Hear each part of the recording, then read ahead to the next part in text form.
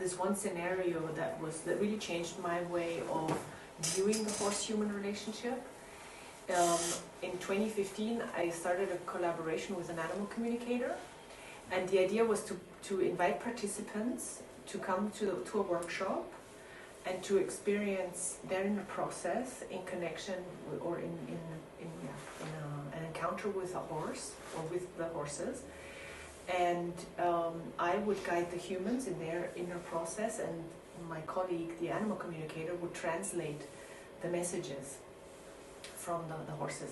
And there was one setting where a friend of mine who is an energy healer, she was struggling with the question, what is my mission with horses?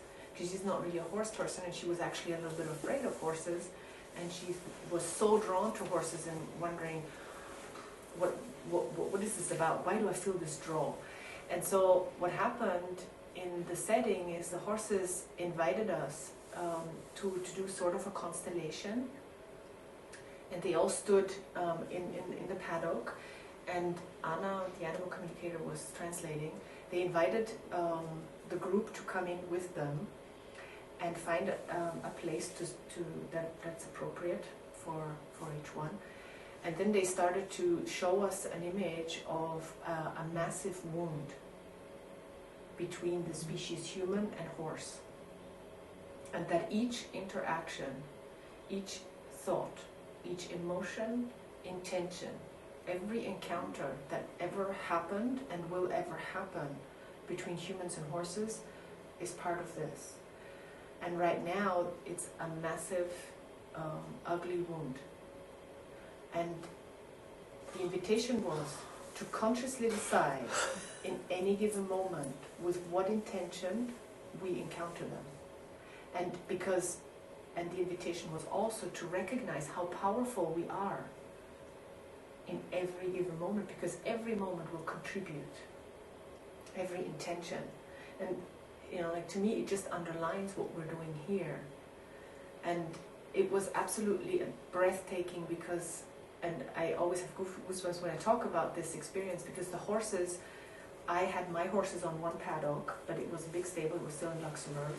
There were other horses around, and what happened is, like, the whole space got entirely still. Like, there was not one sound. And all the horses from all the paddocks around, even a little further on one of the fields, all horses went into a meditative state and were turned towards the scene. It was just breathtaking. I mean, I just stood there in a moment realizing, okay, this experience will change my life forever. I don't know how and what, I just sensed that something really fundamental happened. And yeah, it has ever since been one of the things that give me guidance. And the horse who was taking the lead on this particular scene was my mare Sue, the small bay mare. And she has ever since been a little bit like, whenever you talk with the herd, she kind of steps forward and speaks on behalf of them sometimes. So, yeah. Thank you for sharing. Yeah. Wow. Thank you for receiving.